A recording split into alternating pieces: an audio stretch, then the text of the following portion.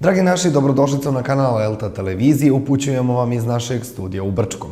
Pred nama je još jedno druženje u okviru naše i vaše hronike Posavsko-Podrinjske regije, a ja ću na samom početku iskoristiti priliku da pozdravim naše sponzore. Oni su Schmidt Dental kao i Bima Lulje, a da bi naš studio izgledao ovako lijepo, pobrinuli su se naši prijatelji IKM Namještaj, Cvjećara Emili, kao i Enterijeri Antić. Moje ime je Željko Lazarević, a vi pratite 110. izdanje hronike Posavsko-Podrinjske regije.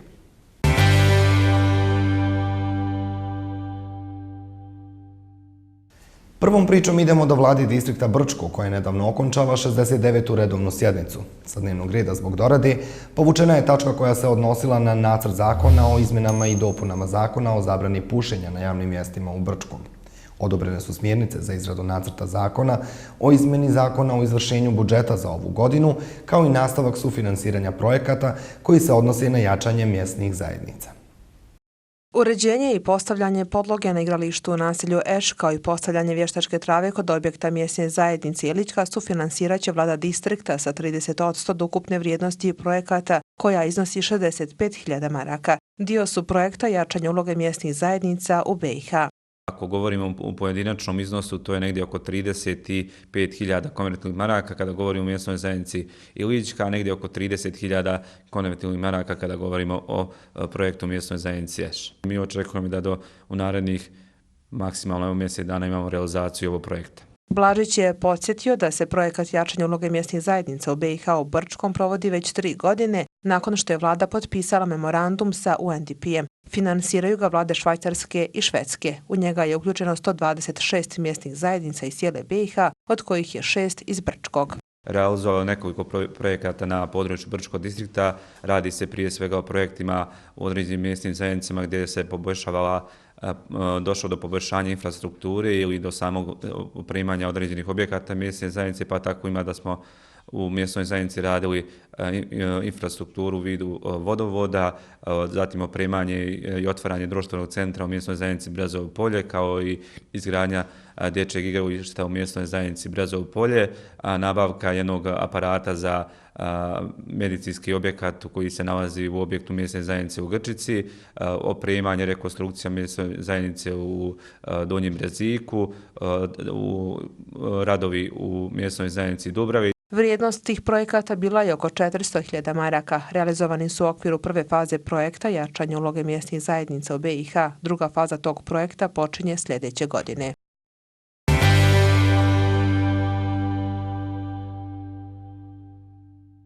A iz gradske vijećnice u Brčkom slikom se selimo do zgrade Fonda zdravstvenog osiguranja.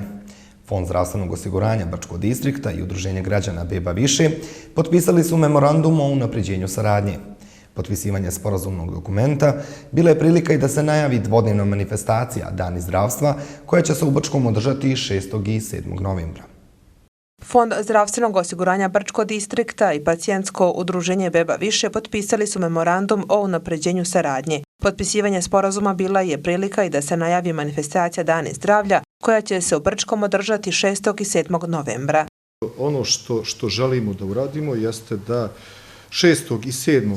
novembra organizujemo dane zdravstva ovdje u Brčkom distriktu gdje bismo pozvali javne zdravstvene ustanove da dođu, da prezentuju šta oni to rade, koja su najnovija dostignuća u medicini, koje su nove tehnike liječenja, da nam predstave, a u sklopu svega toga i da organizujemo panel diskusiju gdje bismo razgovarali o pravcima razvoja sistema zdravlja i zdravstvene zaštite Brčkog distrikta u narednih 5 godina.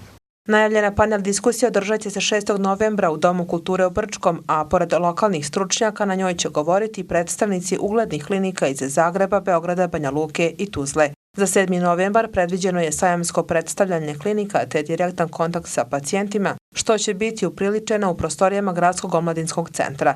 Predsjednik udruženja Beba više Željko Lazarević je istakao da je ovakav događaj od izuzetne važnosti za sva pacijentska udruženja koja djeluju u distriktu Brčko. Naravno, ovdje se ne govori samo o pacijentskim, o članovima udruženja Beba više ili o sterilitetu, biće zastupljene sve oblasti, također biće zastupljena i sva udruženja građana koja su pacijentska, tako da negdje moja ideja bi bila da napravimo jedan sastanak i vjerovatno ćemo to i uraditi opet uz podršku Fonda zdravstvenog osiguranja, da idemo na osnivanje jedne unije pacijentskih udruženja kako bismo svi zajedno, naravno opet kažem u saradnji sa fondom, djelovali da se mijenjaju i neke zakonske regulative, ali prije svega da se ljudi što više informišu kada je u pitanju liječenje iz bilo koje oblasti. Iz fonda najavljuju da će uskoro biti upućeni pozivi svim relevantnim klinikama i pojedincima da uzmu učešće na danima zdravlja koji se po prvi put organizuju u Brčkom, te da je sveopšti cilj manifestacije unapređenje zdravstvenog sistema od koga će imati koristi svi stanovnici distrikta Brčko.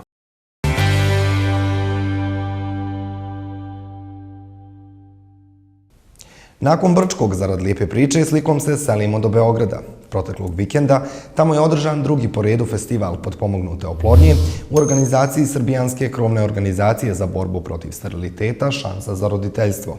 Naša ekipa posjetila je festival, pa da pogledamo zajedno šta smo to tamo zabilježili.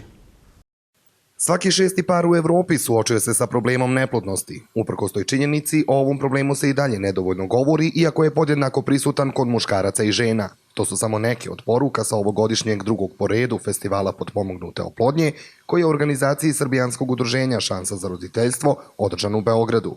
Dvodnevni festival pod nazivom Mislite o tome okupio je brojne stručnjake iz cijele Evrope, a posjetilo ga je više od 1500 ljudi. 10 panel diskusija, poseban akcenat smo možda negde stavili na donaciju kao proceduru, jer to nešto novo je nešto što mi počinjemo kao zemlja sada tek da radimo.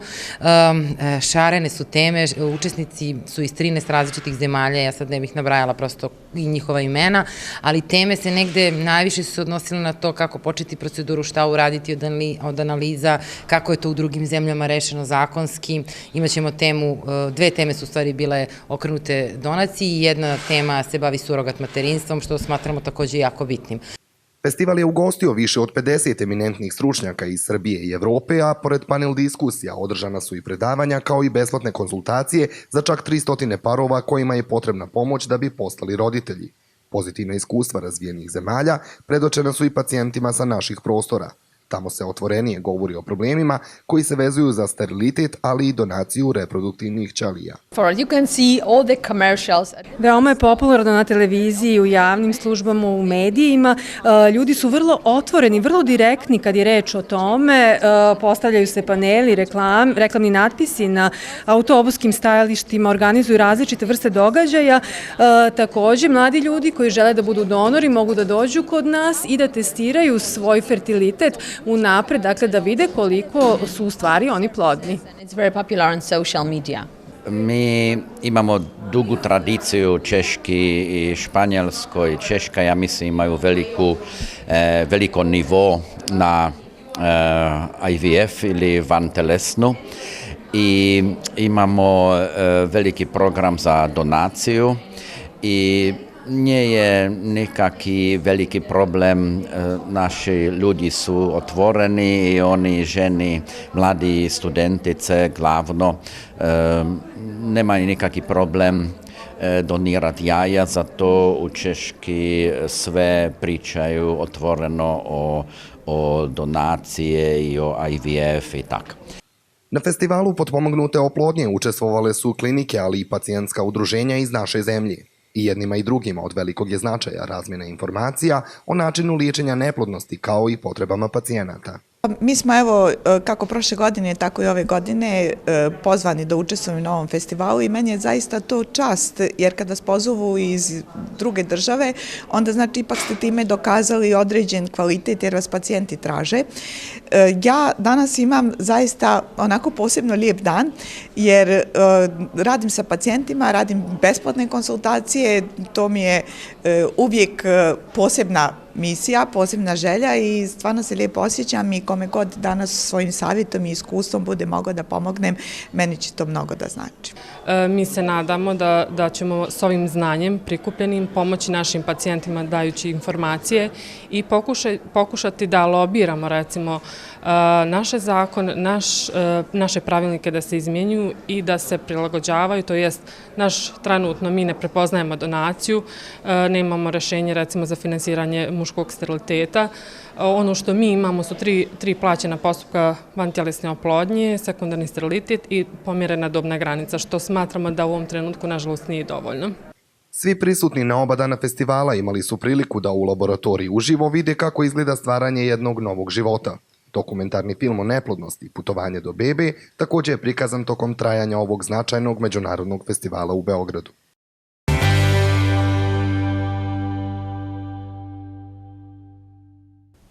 I došli smo do dijela koji je predviđen za priče iz kulture. U organizaciji veterana folklornog ansambla Srpskog prosvetnog i kulturnog društva Prosveta Brčko u našem gradu održana je 3. smotra veterana pod nazivom Ni stari ni mladi, mi smo pravi. Učestvovali su veterani iz 14 kulturno-umjetničkih društava iz Brčkog, Republike Srpske, Srbije i Hrvatske, a ovu lijepu priču pripremila nam je naša draga koleginica Maja Kovačević. Godine im ništa ne mogu, a kada zaigraju, djeluju kao jedno. Folklorni veterani su pokazali da za pjesmu i igru godine nisu važne, već samo vedar duh i pozitivna energija koju su Sabine prenijeli i na publiku. Veterani postoje od 2007. godine i u ovom svom, mogu reći, stvarno uspješnom i bogatom radu izvodimo preko 10 koreografija različitih iz različitih krajeva, što Srbije, što s ovih naših predjela. Uglavnom nastupamo na smotrama koje su revijalnog karaktera širom Srbije, Republike Srpske. Do sad smo uvijek stvarno dobili sve pozitivne kritike, pohvale. Trudimo se onako iz srca, iz duše da mi to prezentujemo kako to se, eto kažem, igraju nekim malo zrelijim godinama. Dobru saradnju imaju i sa lokalnim kulturno-umjetničkim društvima. Sa folkloristima Klanca ta saradnja traje već 5 godina. Saradnja je u obliku i druženja i recimo u reversiranju nošnje narodne koje mi nemamo, ne posjedujemo, oni već imaju u svom lageru, tako da je otprilike u tom pogledu. Veterani folklora iz Klance i Prosvjete planiraju i zajednički koncert. Više detalja o tome nisu htjeli da otkriju.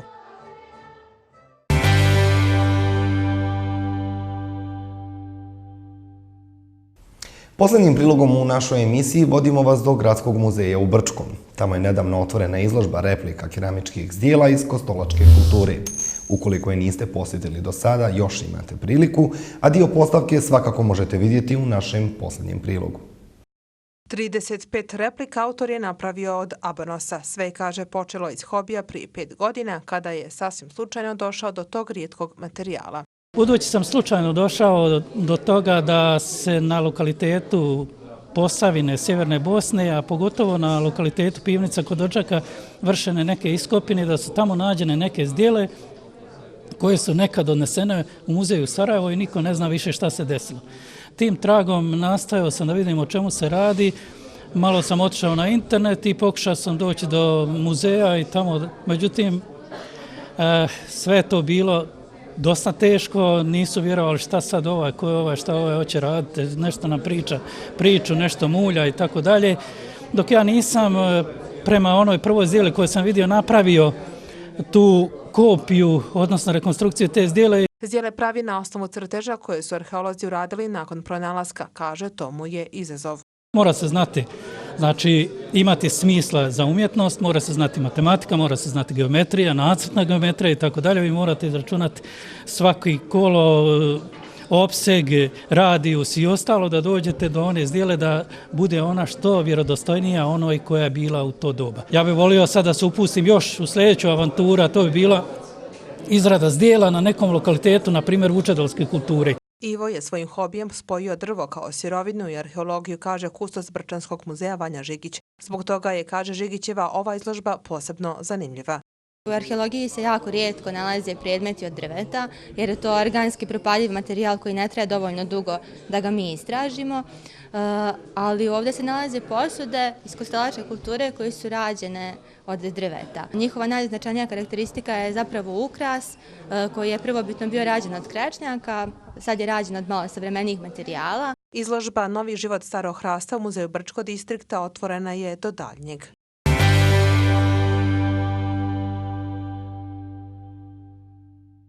I došlo je vrijeme da ugostimo Ognjena Okilja koji nam dolazi iz Svetosavske omladinske zajednice. Oni ovog oktobra svakako organizuju reviju ruskog filma. Ognjene, prije svega, dobro veče i dobrodošao u Hroniku Posavskog. Dobro veče, bolje vas našao. Evo, kažete nam na početku, dakle, koji su to filmovi koji će biti prikazani, odnosno kada će početi projekcije revija ruskog filma? Projekcije ruskog filma počinje od 21.10. do 24.10. sa početkom u 19 časova. Imaćemo filmove iz više žanrova, ratni, dramski, komedija i ovoga puta ono što do sada nije bilo, to je dječja komedija, što smo na neki način htjeli da privučemo mlađe naraštaje, da nam se pridruže i da mogu da gledaju i da imaju nešto i oni što se tiče ruske kinematografije. Da. Evo, 9. godina za redom, uvijek je ulaz besplatan, koliko se sjećam. Tako, svaki put je uvijek ulaz besplatan. I svaki put vas posjete predstavnici Ruske ambasade u Bosni i Hercegovini. Tako je. I ove godine očekujemo gospodina Antona Sokolova, on je prvi sekretar Ruske ambasade. Ruska ambasada je generalno nama uvijek davala podršku u realizaciji ovog projekta. Koji su to filmovi, koji su to naslovi, možda da zainteresujemo? Ja ću da vam pročitam koje smo filmove proizvedili. U pitanju je Vrijeme pionira, koji je dramski film, koji će biti prvo veče na samom otvorenju, gdje će biti počasni gost Anton Sokolov.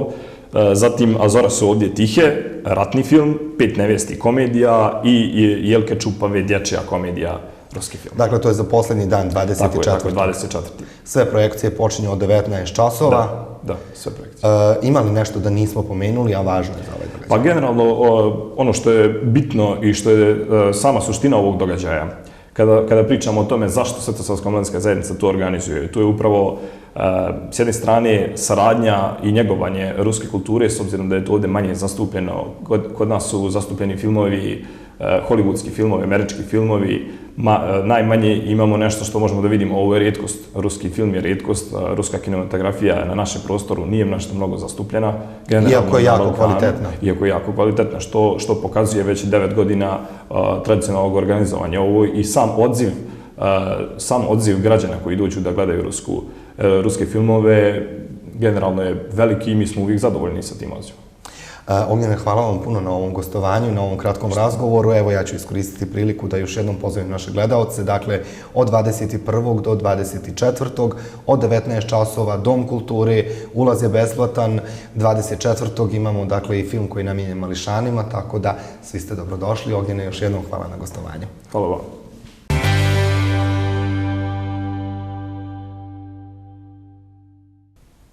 Ispratili smo našeg Ognjena i priveli kraju 110. izdanje Hronike Posavsko-Podrinjske regije. Ja ću se naravno zahvaliti našim sponzorima ordinaciji Schmidt Dental te Bima Lulju, ali i svima vama koji ste i ovoga petka bili uz nas. Ukoliko imate bilo kakve kritike, komentare, sugestije, pohvale ili prijedloge, slobodno nam pišite na mail adresu koja je ispisana na ekranu. Vidimo se ponovo za 7 dana na istom mjestu. Ugodan vikend i ostanite uz program LTV.